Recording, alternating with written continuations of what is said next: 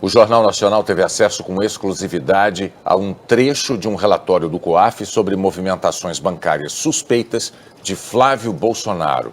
Em um mês, foram quase 50 depósitos em dinheiro numa conta do senador eleito pelo Rio.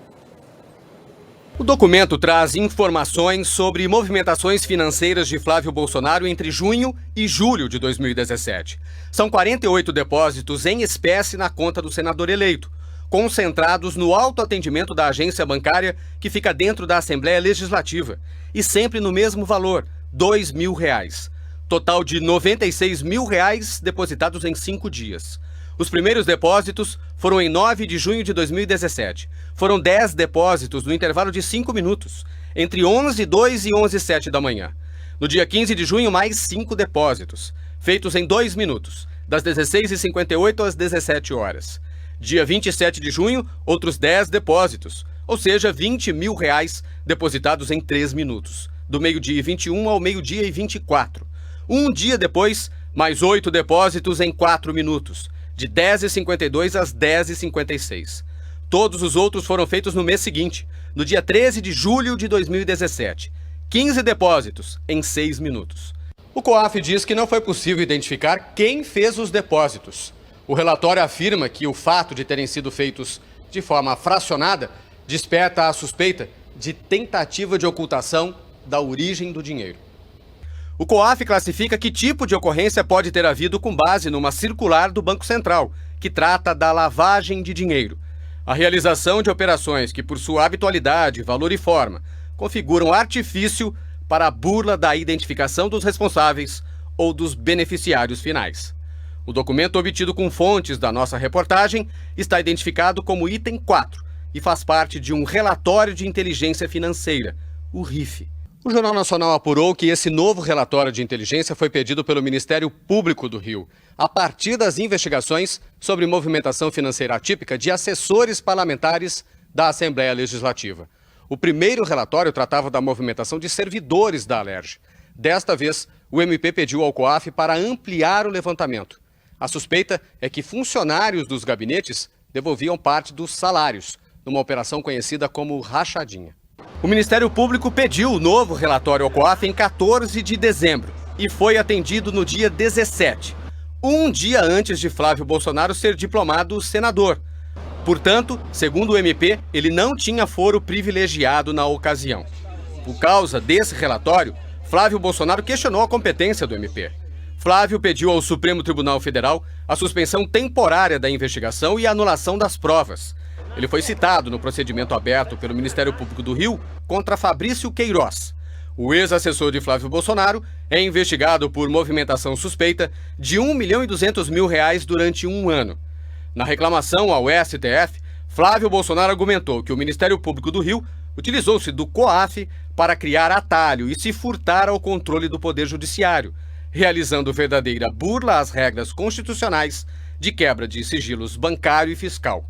Flávio argumentou também que, depois de confirmada sua eleição para o cargo de senador, o Ministério Público requereu ao COAF informações sobre dados sigilosos de sua titularidade e que as informações do procedimento investigatório foram obtidas de forma ilegal, sem consultar a Justiça.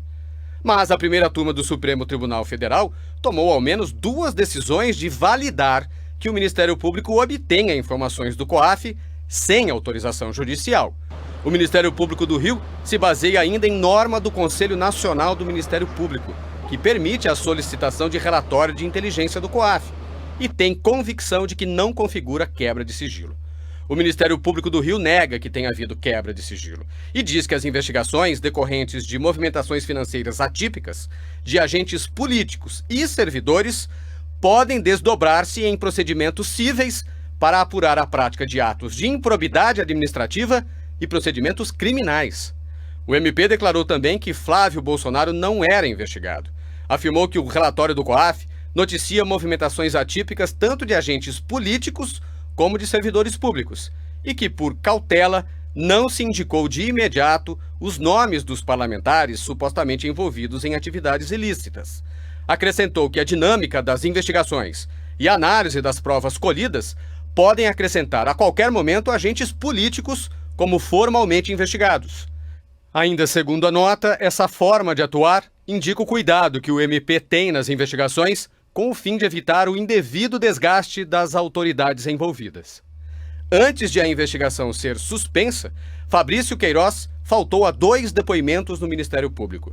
E Flávio Bolsonaro disse que só ia dar explicações depois de conhecer os autos. Nós procuramos a assessoria de Flávio Bolsonaro, mas não obtivemos resposta. O ministro do Supremo Tribunal Federal, Marco Aurélio, afirmou hoje que tem remetido ao lixo reclamações como a do senador eleito Flávio Bolsonaro, do PSL. A pedido da defesa de Flávio, o ministro Luiz Fux suspendeu temporariamente a apuração no Rio até a reavaliação de Marco Aurélio, que é o relator do caso. A declaração do ministro Marco Aurélio Mello é uma indicação de que ele deve manter a investigação na primeira instância e não no Supremo Tribunal Federal. O ministro Luiz Fux, que está no plantão judiciário, decidiu ontem conceder liminar suspendendo temporariamente o procedimento de investigação. Na reclamação ao Supremo Tribunal Federal, Flávio Bolsonaro argumentou que o Ministério Público pediu ao COAF dados sigilosos dele depois que ele já havia sido eleito, há poucos dias de ser diplomado como senador. Na decisão, Fux diz: vislumbro a presença dos requisitos para a concessão da liminar pleiteada, em caráter de urgência, no sentido da suspensão do procedimento de origem. Segundo Fux, como o senador eleito Flávio Bolsonaro passou a ter foro privilegiado desde a diplomação em 18 de dezembro, cabe ao relator da presente reclamação se pronunciar quanto à solicitação de transferir ou não o procedimento para o STF e a declaração de ilegalidade das provas. Fux explicou que, se não tomasse esta decisão, provas poderiam ser anuladas e que não suspendeu o caso, mas sim remeteu ao relator responsável, que é o ministro Marco Aurélio Mello. O ministro Marco Aurélio disse que já no dia 1º de fevereiro, com o fim do recesso do judiciário, vai decidir sobre o caso. Perguntado sobre qual caminho tomará, ele disse que processo não tem capa, tem conteúdo e que tem negado seguimento a reclamações como a da defesa de Flávio Bolsonaro que chegam ao seu gabinete, remetendo-as ao lixo. Marco Aurélio afirmou que não está antecipando sua decisão, apenas mantendo a coerência com o que fez até agora. O ministro disse também que o Supremo não pode variar de posição, referindo-se à decisão da maioria da Corte, restringindo o foro privilegiado. Em maio de 2018, o STF restringiu o foro para fatos durante o cargo e em razão do cargo. Os atos envolvendo Flávio Bolsonaro não dariam a ele direito ao foro privilegiado, pois ocorreram quando ele era ainda deputado estadual. Na mesma sessão, os ministros também decidiram que cabe à Corte analisar o que fica ou não no Supremo. As instâncias inferiores não podem decidir por si só o que cabe a elas e o que cabe ao STF. A seguir, o ex-ministro petista Antônio Palocci relata a entrega de maços de dinheiro ao ex-presidente Lula como propina pela obra de Belo Monte.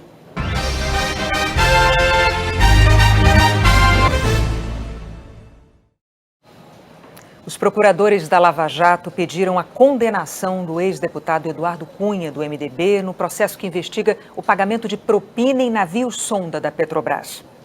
O Ministério Público afirmou que provou que Cunha usou a influência que tinha como presidente da Câmara para receber 5 milhões de reais em propina, com o único intuito de enriquecer ilicitamente às custas de seu mandato parlamentar.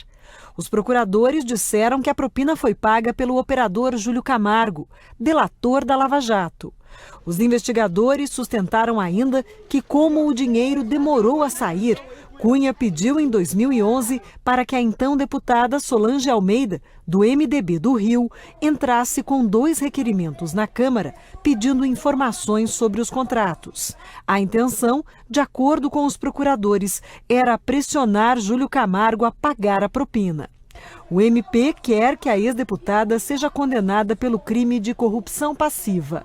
O Ministério Público pediu também que Eduardo Cunha seja condenado por corrupção passiva e lavagem de dinheiro e devolva os 5 milhões de reais que teria recebido em propina. Agora, as defesas dos réus também vão apresentar as alegações finais. Depois, a Justiça poderá dar a sentença, o que não tem um prazo para acontecer. A defesa de Eduardo Cunha disse que a alegação final é uma peça de fantasia que busca atribuir ao ex-deputado a prática de um ato criminoso que teve início, meio e fim confessados pelos delatores sem a participação de Cunha. A defesa de Júlio Camargo não quis se pronunciar e nós não conseguimos contato com a defesa de Solange Almeida. O ex-governador do Rio de Janeiro, Luiz Fernando Pezão, do MDB, se tornou réu. Ele já está preso desde o fim de novembro no batalhão prisional da PM em Niterói. Pezão é acusado de receber quase 40 milhões de reais surrupiados de contratos do governo do estado. Ele nega. Como ex-governador, não tem foro privilegiado e vai ser julgado pelo juiz federal Marcelo Bretas. Num novo depoimento, o ex-ministro de governos petistas Antônio Palocci delatou diversos pagamentos em dinheiro vivo ao ex-presidente Lula como propina pela construção da usina de Belo Monte. A Polícia Federal anexou o depoimento a um dos inquéritos da Lava Jato. O TRF4 homologou esta delação de Antônio Palocci no ano passado. No depoimento, o ex-ministro relata conversas com Marcelo e Emílio Odebrecht e que cerca de 15 milhões de reais foram destinados a Lula em razão da participação da empresa em Belo Monte. Palocci conta que, a pedido de Paulo Okamoto, Marcelo Odebrecht pagou 4 milhões de reais por meio de doações ao Instituto e que Marcelo teria dito que os valores seriam devidos pela obra de Belo Monte. Palocci afirmou ainda que Lula pediu a ele aproximadamente 9 vezes dinheiro em espécie e que os valores, em média, chegavam a 50 mil reais. Lula pedia que Palocci não informasse sobre os pedidos a ninguém, que em determinada oportunidade levou 50 mil reais em espécie a Lula no terminal da Aeronáutica em Brasília, durante a campanha de 2010, dentro de uma caixa de celular na frente do motorista Cláudio Gouveia. Palocci disse ainda que em São Paulo recorda-se de outro episódio em que levou dinheiro vivo a Lula dentro de uma caixa de uísque até o aeroporto de Congonhas e que recebeu constantes chamadas telefônicas do ex-presidente cobrando a entrega, testemunhadas pelo motorista Carlos Pocente. Os dois motoristas prestaram depoimento à PF e confirmaram fatos narrados pelo ex-ministro. Em um depoimento complementar, Palocci disse que durante o crescimento da Operação Lava Jato, Dilma deu corda para o aprofundamento das investigações, uma vez que isso sufocaria e implicaria Lula. Palocci cita uma suposta ruptura entre Lula e Dilma. Segundo Palocci, Lula era um ex-presidente dominante, que queria controlar o governo de sua indicada e preparar sua volta à presidência, sendo que isso exigia um controle do financiamento lícito e ilícito do Instituto Lula e do PT, ao passo que a presidente Dilma lutava pela renovação do seu próprio mandato. Palocci contou ainda que certa vez Dilma disse que se pode fazer o diabo quando é a hora da eleição. Palocci disse que conversou com Lula sobre o triplex em Guarujá durante a Lava Jato e perguntou ao ex-presidente: por que você não pega o dinheiro de uma palestra e paga o seu triplex? E Lula respondeu: um apartamento na praia não cabe em minha biografia. O ex-ministro também detalhou as negociações de pagamento de propina com o delator Otávio Azevedo, da Andrade Gutierrez, que acabou participando da construção de Belo Monte. De acordo com o Palocci, o dinheiro foi dividido entre o MDB e o PT. A defesa de Lula afirmou que Antônio Palocci produziu mais uma narrativa mentirosa e mirabolante contra o ex-presidente, em troca do que chamou de benefícios negociados clandestinamente com agentes do Estado para produzir resultados políticos contra Lula. Também declarou que é manifestamente ilegal o vazamento desse depoimento prestado à Polícia Federal. Segundo a defesa, essa situação deve merecer pronta iniciativa do diretor-geral do órgão e do ministro da Justiça e Segurança Pública para investigação e punição dos envolvidos. A defesa declarou ainda que Lula não recebeu qualquer valor de Palocci e que o ex-presidente não é o proprietário do triplex do Guarujá. A defesa de Antônio Palocci e dos motoristas Cláudio Gouveia e Carlos Alberto Possente afirmou que eles vão continuar colaborando com a justiça e que os motoristas são só testemunhas do caso. A defesa de Otávio Azevedo afirmou que não teve acesso ao depoimento, que o cliente já prestou todos os esclarecimentos necessários e que o inquérito sobre Belo Monte comprova a veracidade das alegações. A Andrade Gutierrez afirmou que apoia toda a iniciativa de combate à corrupção, que busca esclarecer fatos ocorridos no passado e que segue colaborando com as investigações em curso dentro do acordo de leniência firmado com o Ministério Público Federal. A defesa de Paulo Camoto negou qualquer recebimento de valor de Antônio Palocci. Declarou que as delações da Odebrecht nunca afirmaram tal fato e que o cliente já foi julgado e absolvido na Lava Jato. O Instituto Lula afirmou que Palocci inventou histórias sem provas para sair da prisão, que as doações ao Instituto saíram da conta da Odebrecht e foram declaradas dentro da lei, sem contrapartidas. A Odebrecht afirmou que está disposta a colaborar de forma eficaz com as autoridades em busca do esclarecimento pleno dos fatos narrados pela empresa e seus ex-executivos, e que segue comprometida com uma atuação ética, íntegra e transparente. O MDB declarou que lamenta que Palocci cite indevidamente o nome de terceiros para se livrar das acusações. A assessoria de imprensa de Dilma Rousseff afirmou que, mais uma vez, Antônio Palocci mente em delação premiada, que ele não tem provas que comprometam a idoneidade e a honra da ex-presidente, que é fantasiosa a versão de que ela teria dado corda para a Lava Jato implicar Lula e que isso não passa de uma tentativa vazia de intrigá-la com o ex-presidente. O Partido dos Trabalhadores tem afirmado que todas as doações foram legais e aprovadas pela Justiça. Nós não conseguimos contato com as defesas de Emílio e Marcelo Odebrecht. O presidente Jair Bolsonaro assinou hoje uma medida provisória para combater fraudes em benefícios do INSS. A MP pretende tornar mais eficiente a análise de benefícios com indícios de irregularidade e a revisão dos benefícios por incapacidade. Em fevereiro de 2018, havia cerca de 950 mil processos com sinais de irregularidade. O governo vai pagar uma gratificação de R$ 57 por processo aos servidores que concluírem a análise de casos pendentes. Outro programa vai revisar benefícios concedidos por incapacidade mantidos sem perícia há mais de 6 meses. Os peritos receberão um bônus por perícia extra realizada. No último pente fino, que começou em 2016, 1.200.000 benefícios foram revisados. Desse total, a metade foi cortada, porque o INSS constatou irregularidades.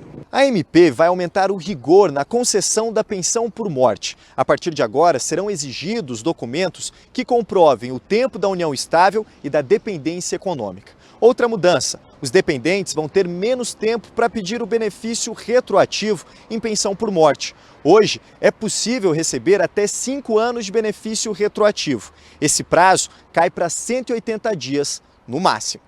Já o auxílio reclusão vai ser pago somente aos dependentes de presos em regime fechado e com renda familiar inferior a R$ 1.400. Além disso, o preso terá que ter contribuído por no mínimo 2 anos ao INSS. E se não estiver contribuindo no momento da prisão, não terá acesso ao benefício.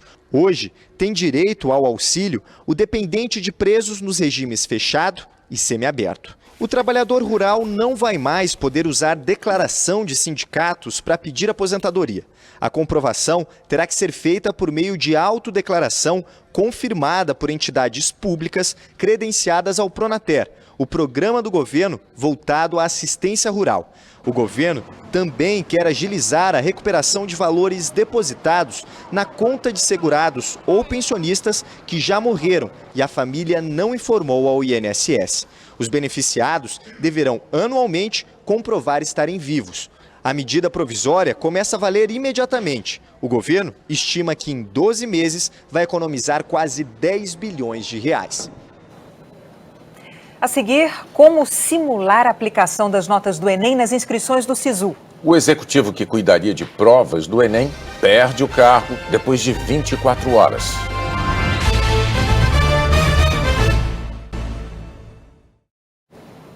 O governo voltou atrás na escolha do executivo que seria responsável pelo Enem. um dia depois de ele ter sido nomeado para o cargo. Murilo Rezende Ferreira havia sido indicado diretor de avaliação da educação básica do INEP. Ficariam sob responsabilidade dele a elaboração das provas do Enem e a aplicação do exame. Ele teria grande influência sobre o conteúdo das provas e sobre a organização da logística. Murilo Rezende é um conhecido defensor dos princípios da escola sem partido. Em uma audiência pública em 2016, ele já havia criticado professores, chamando-os de manipuladores.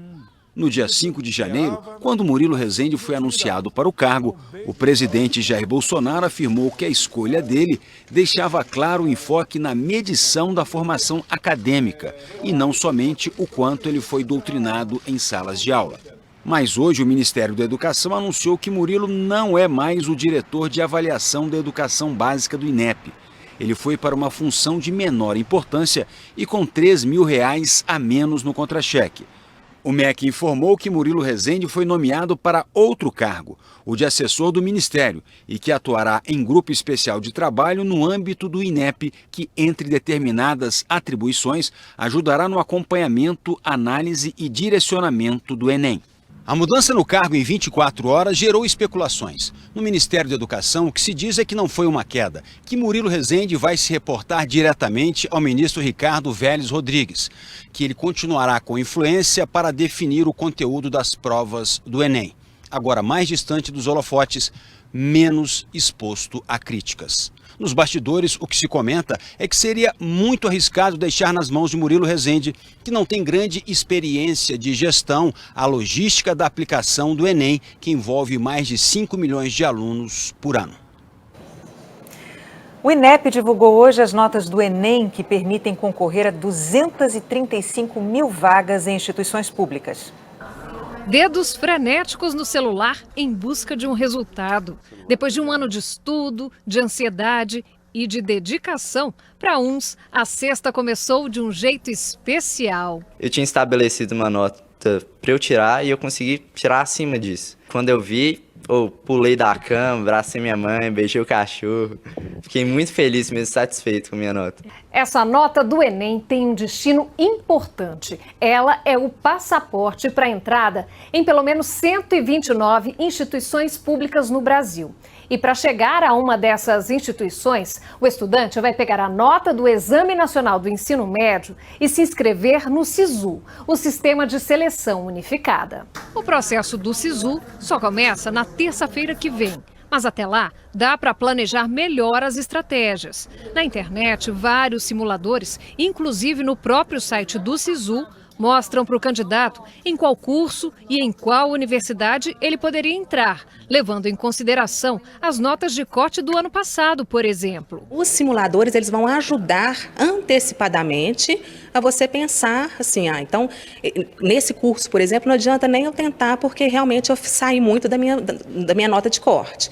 Mas o outro curso que eu gostaria também, que me atrai, ele é possível. O Gabriel, que é de Belo Horizonte, foi bem na primeira simulação. Ele acha que conseguiria entrar no curso de economia em 2 universidades, uma delas em outro estado. Eu considero que a gente deve apoiar o Gabriel no que ele decidir e esse ajuste nós vamos fazendo pouco a pouco. Quanto mais tempo a gente tem para pensar nessas estratégias, no que a gente vai fazer, é melhor para o estudante, melhor para o aluno, que ele consegue tomar uma decisão com mais conhecimento.